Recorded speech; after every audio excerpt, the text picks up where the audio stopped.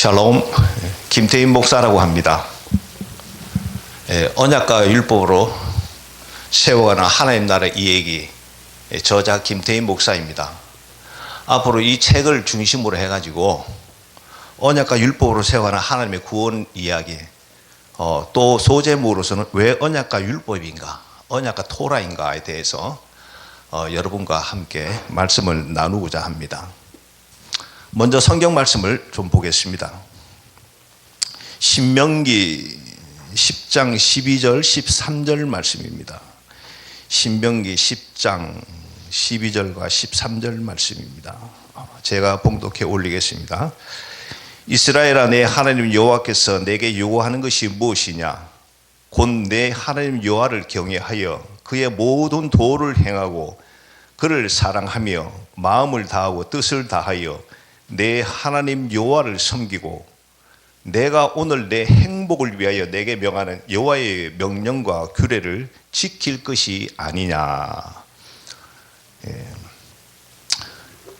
이 책의 그 특징은 이것입니다.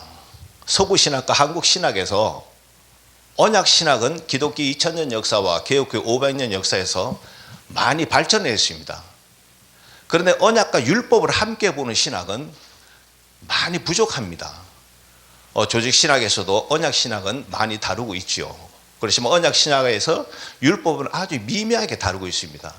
그러다 보니까 시내산에서 하나님과 이스라엘 백성들 사이에 언약을 세우고 율법을 주셨음에도 불구하고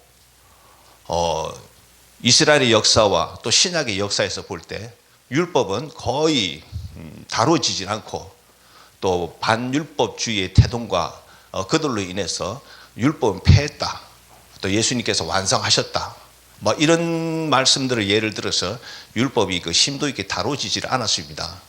그래서 저는 이러한 내용들을 가지고 구약에서는 분명히 언약을 세우고 율법을 주셨음에도 불구하고 신약에서는 복음서에서 특히 예수님은 바리새인과 서기관들과 율법을 가지고 논쟁을 하는데, 예수님은 신에서 모세 율법을 가지고 말씀을 하시고 바리새인들은 구전 율법, 즉 탈무드, 미시나 미드라시, 장로와 조상들의 구전 율법을 가지고서 예수님과 다투고 있습니다.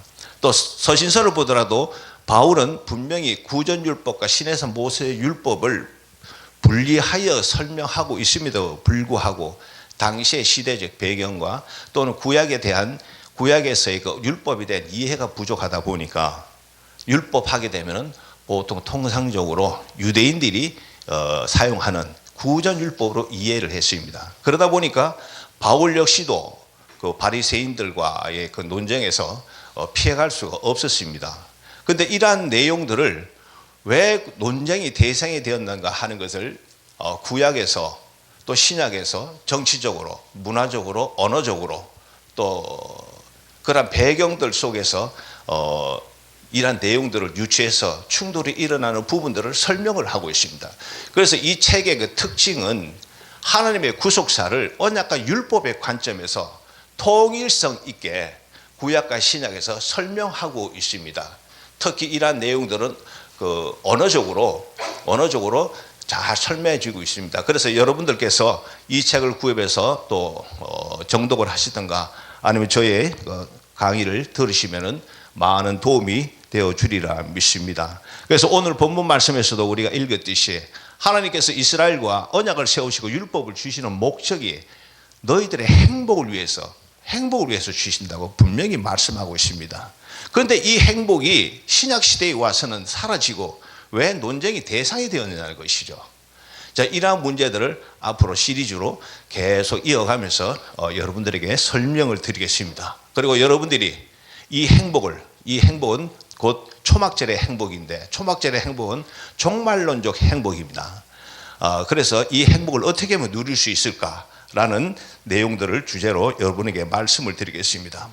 그럼 먼저 1장은 언약과 율법으로 세워가는 하나님의 구원 이야기인데 왜 언약과 율법인가?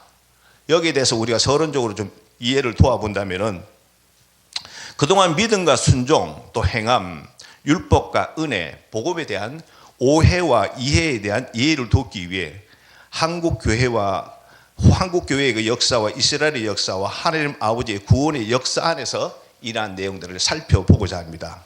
그렇게 해서 모든 신학과 신앙과 하나님 나라의 확장이 교회의 성장의 중심에는 언약과 율법이 있다는 사실을 하나님의 구속의 역사에서 자세하게 설명하고자 합니다. 이를 통해 믿음과 순종은 하나이며 또 율법과 복음 역시도 하나님을 믿고 복음 사역의 현장에서 수고하시는 모든 분들에게는 더욱더 신앙과 신학의 상승을 돕게 될 것이며 그 영향이 열방에까지 미치게 될 것입니다. 행함과 율법에 대한 부정적인 신학과 신앙을 가지고 계시는 분들에게는 신학과 신앙의 재정립이 되는 계기가 되리라 믿어 의심치 않습니다. 그래서 저의 모든 글은 그동안에 20년 동안 오랜 기간 공부와 사역의 현장에서 나만의 것으로 소화하여서 하나님의 말씀 66권 안에서 새롭게 정립한 내용들입니다. 그렇기 때문에 글의 중요한 내용들은 출처를 책에서 밝히고 있지만은 전반적인 모든 내용들은 제가 소화를 했기 때문에 이것을 밝히기는 사실 조금 무리가 있습니다. 그래서 핵심적인 내용들은 제가 책에서 각 줄을 달아서 다 설명을 하고 있습니다. 그럼 이제 먼저 여러분에게 첫 번째 말씀드린 내용은 믿음과 순종, 또 율법과 은혜의 보편적인 이해와 오해, 어떻게 이해를 하고 있었고 어떻게 오해를 하고 있었는가, 여기에 대해서 말씀드리고자 합니다. 기독교 2000년 역사에서 믿음과 순종이 신학적으로 신앙적으로나 하나됨의 합의를 이루지 못하고 현재까지 긴장과 갈등의 대결 구도를 이루고 있는 것은 매우 가슴 아픈 일입니다. 믿음이냐 행함이냐 계속 논쟁이 대상이 되고 있습니다. 이러한 부분들은.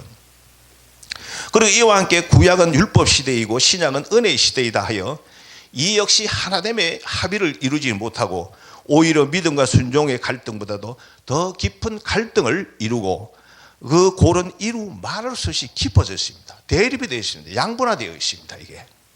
그래서 믿음과 순종은 하나입니다. 또 율법과 복음 역시도 하나입니다. 그렇다면은 왜 그 반목과 오해와 갈등이 발생되었을까? 문제 제기를 하게 되는 것이죠. 그것은 하나님을 아는 지식의 부조에 있고 또 파편화된 신앙의 원인이 있다고 볼 수 있습니다.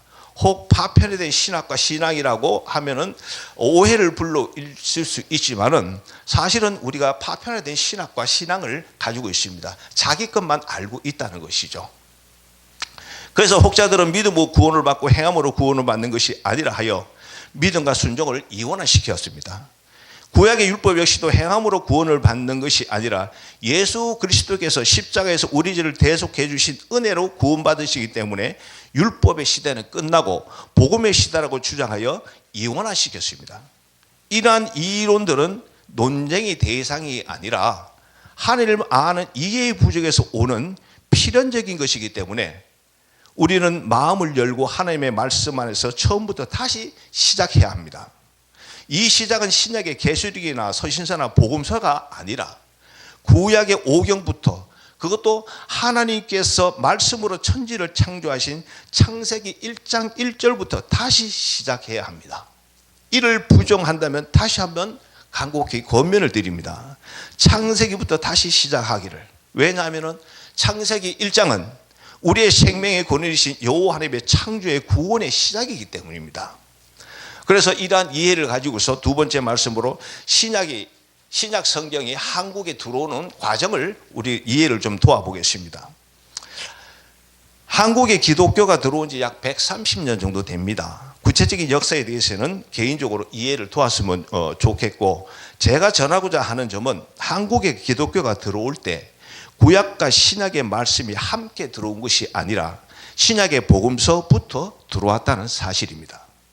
구약이 세상에 드러나기 시작한 것은 1, 2차 세계대전이 계기가 되기도 합니다. 전쟁을 통해 중동의 고대 유물들이 유럽으로 밀반출되고 전쟁은 산업의 발전과 함께 고고하게 발전으로 이어지면서 고대 근동의 유물들이 자연스럽게 세상에 드러나게 하는 그 역할을 하게 되었습니다.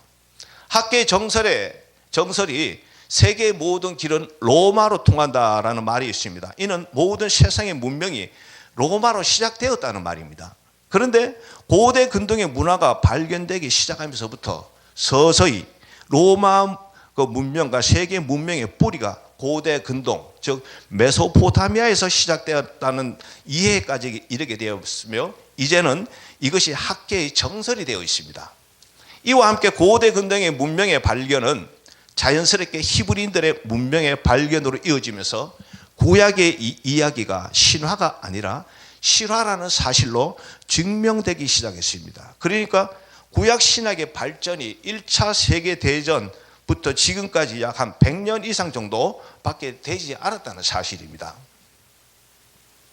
그렇다면 한국의 그 선교사들이 들어오면서 먼저 복음서가 들어오고 후에 서신서가 들어왔을 것입니다. 그것도 선교사들의 신약에 대한 이해는 자신들이 살던 문화와 또 신약의 문자적 이해와 헬라의 문화의 근거를 두었을 것입니다. 이는 신약이 구약의 뿌리를 두고 있다는 이해에서 볼 때 본의 아니게 신약을 오역과 오해의 그 환경에 놓이게 하기도 했다는 말씀이 되겠습니다. 그만큼 세계적으로 구약에 대한 이해는 어두웠다는 것이죠. 그것도 초대교회 유대인들의 디아스포라와 콘스탄티누스 황제의 기독교 국교의 공인과는 대조적으로 유대교의 말살 정책과 또 홀로코스트에 의해 히브리인들의 문화는 땅에 묻히게 됩니다. 역사 속에 묻히게 됩니다. 그리고 16세기 종교개혁 때에도 율법은 세상에 드러나지 못하고 18세기 반율법주의 그 등장은 많은 기독교인들에게 구약의 율법에 대한 반감을 심어주었습니다. 그러니까 한국에 들어온 선교사들은 이러한 히브리 문화와 그 율법에 대한 오해와 반감을 가지고 있었다는 것이죠. 그러한 상황에서 역사적 배경에서 대한민국에 복음이 들어왔다는 것입니다. 그렇다면 신약의 말씀을 어떻게 우리가 이해하고 있었을까? 또 문제 제기를 해봅니다. 그것은 무속, 어느 나라든지 무속이 있습니다. 전통 그 신앙이죠. 정통 종교. 무속의 문화와 불교의 문화와 유교의 문화와 잡다한 문화와 함께 선교사들의 신학과 신앙적 배경하에서 전해지는 신약 성경을 우리가 이해하게 되었다는 것입니다.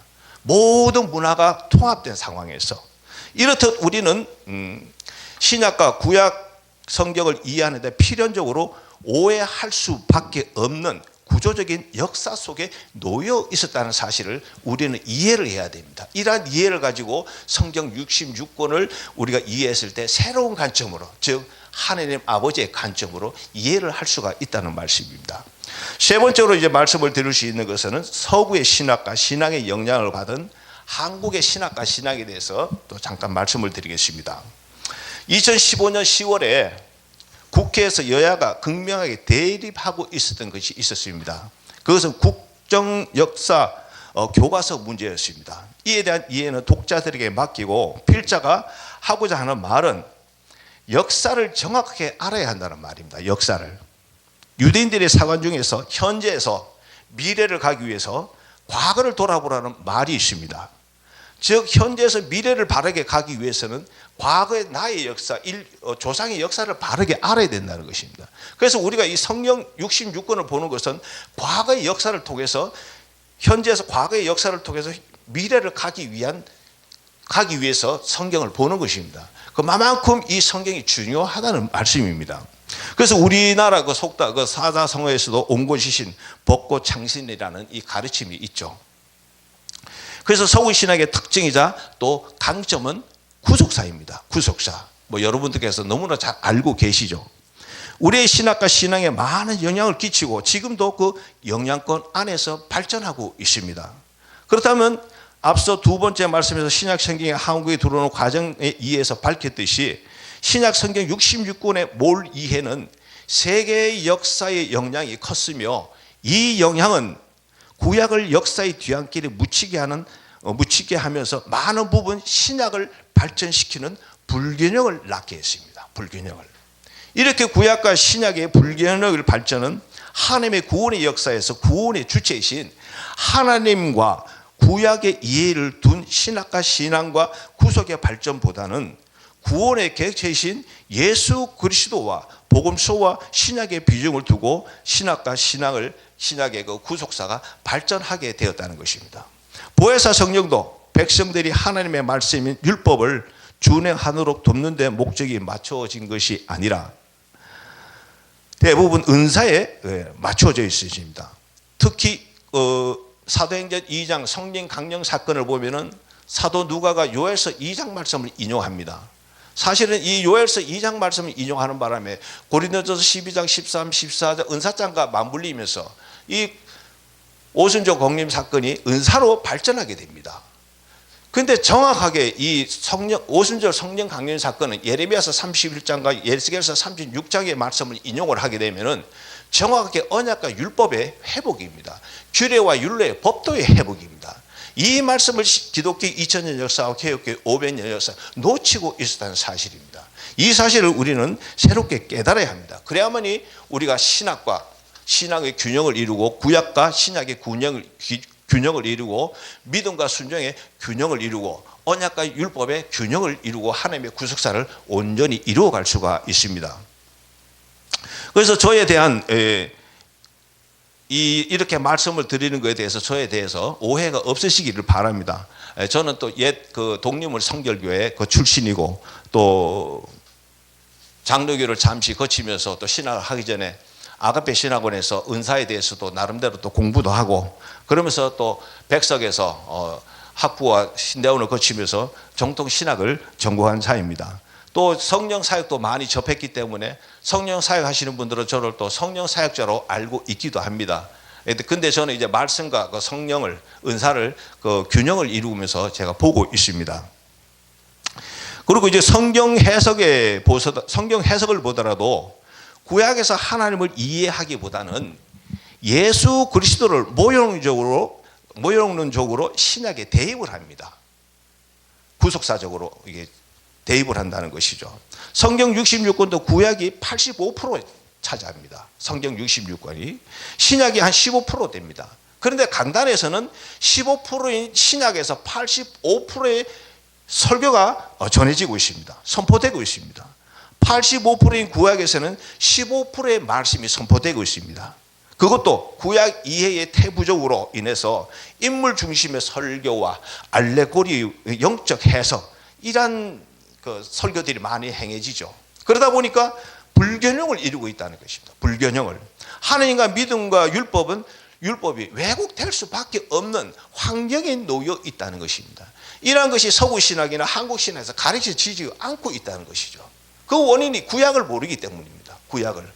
언약은 아는데 언약과 함께 가는 율법을 모르기 때문인 것입니다. 이러한 부분들을 우리가 이 강의를 통해서 이 시간을 통해서 많은 문제 제기를 스스로에게 던지면서 생각해 봐야 될 문제들이라고 생각합니다. 조직신학에서 보면은 신론, 인간론, 구원론, 교회론, 성전론 등은 많은 비중을 차지하고 있습니다. 그런데 율법의 말씀은 매우 미미하게 율법은 이러한 것이다 할 정도로만 다뤄지고 있습니다. 하나님을 알 수 있는 방법을 하나님을 아는 지식인 율법의 말씀을 통해서인데 율법의 잘못된 이해로 하나님을 알 수 있는 길이 원천적으로 봉쇄가 되어 있습니다. 서구신학과 한국신학은. 반율법주의 태동과 성경의 단어 하나와 또 문장 한 절의 문자적 이해와 해석으로 더욱더 하나님의 말씀인 율법은 경시되었습니다. 즉 언약과 율법의 말씀을 구약과 신약에서 통시적인 관점에서 보지 못하고 이해하지 못했다는 것입니다. 구약과 신약을 분명히 하나님께서는 오늘 본문 말씀에서도 신명기 10장 12절 13절에서는 너 행복을 위해서 규례와 율례와 법들을 주었다고 하는데 그 행복이 신약에 와서는 그 율법이 어디로 갔냐 이거죠. 성경 66권에 앞혀져 있는 10계명은 그냥 어떠한 뭐랄까 구색 맞춰져 있는 그 10계명으로 이해되고 있는 것이죠. 또 거기 또 그 4계명에서 안식일을 지키라 하니까 또 우리 기독교는 안식일을 하니까 또 주일을 지키니까 이게 또 충돌이 일어나니까 논쟁의 대상이 되니까 그냥 얼버무려 버린다는 것이죠. 그런데 사실 지금 10계명 회복 운동이 일어나고 있고 또 여러분도 잘 아시겠지만은 초대교회 당시 기독교 예수 그리스도를 믿는 기독교인들이 메시아닉 주라고 합니다. 그들이 지금 이제 그 율법이 회복이 되고 있고, 또 이스라엘 회복 운동하는 분들이나 그런 분들이 율법을 많이 강조하고 있고, 또 개혁교회에서도 십계명을 지키자, 십계명을 지키는 운동이 점진적으로 일어나고 있다는 사실을 좀 이해를 했으면 좋겠습니다. 그래서 구약의 하나님과 신약의 예수 그리스도가 균형 있게 발전해야 하는데, 서구의 신학과 신학 및 한국의 신학과 신학은 신약의 예수 그리스도에 편중되어 발전하면서 결국에 신약의 예수 그리스도에 머무는 정체를 가져왔다는 겁니다. 언약과 율법을 함께 보면은 이 신학과 신앙이 발전하는데 언약에 정치되어 있고, 예수 그리스도와 하나님과 함께 봐야지 되는데 예수 그리스도만 보다 보니까 예수 그리스도의 정체가 되어 있는 거예요 지금. 이로 인해서 예수 그리스도의 축복을 받았던 교회가, 또 개인이 예수 그리스도로 인해서 교회가 문을 닫고 개인이 세상으로부터 지탄의 대상이 되고 있습니다. 우리 한국 교회를 보더라도 뭐 장로 대통령님이나 또 목사님들이나 교회라면 세상에 지탄이 되고 있지 않습니까? 근데 거기에 법이 없잖아요. 법이 없잖아요. 참 아이러니한 일들이죠. 소금과 빛의 사명을 감당하지 못하고 제사장 나라의 사명을 감당하지 못하고 있다는 것입니다. 오히려 세상의 신관과 세상의 율법에 잠식당하고 있죠. 대표적으로 이슬람과 동성애, 여러 가지 세상법에 의해 갖고서 사사시대와 이스라엘의 역사의 완벽한 재현이라고 봐도 될 것입니다. 여러분들 목사님들께서 사사시대와 이스라엘의 역사에서 설교를 많이 하시죠. 그렇지만 거기에서 이스라엘 백성들이 왜 망했는가, 왜 디아스포라의 삶을 살았는가, 왜 분열 왕국이 되었는가, 그 중심에 하나님과 세운 언약을 파기하고 율법을 지키지 않았다는 말씀을 전하는 목회자가 과연 몇 명이냐 있느냐는 것이죠. 정확하게 두리뭉실하게 하나님의 말씀에 불순종했다 넘어가잖아요. 이건 아니는 거예요. 분명하게 너 행복을 위해서 규례와 율례와 법대로 준행하라고 시내산에서 호렙산에서 언약을 세우고 율법을 받았는데 이것을 전하지 못하고 있다는 거예요. 사사시대의 말씀을 설교를 하면서, 이스라엘의 역사에서, 분열의 왕국의 역사에서 설교를 하면서 분명하게 하나님의 말씀을 우리는 알아야 됩니다. 강단에서 3대지 설교와 강의 설교에서 무엇을 선포합니까? 결국에 하나님을 경외하고 세상에서 삶의 규범인 규례와 율례와 법들을 가르치고 있지 않습니까? 율법을 선포하고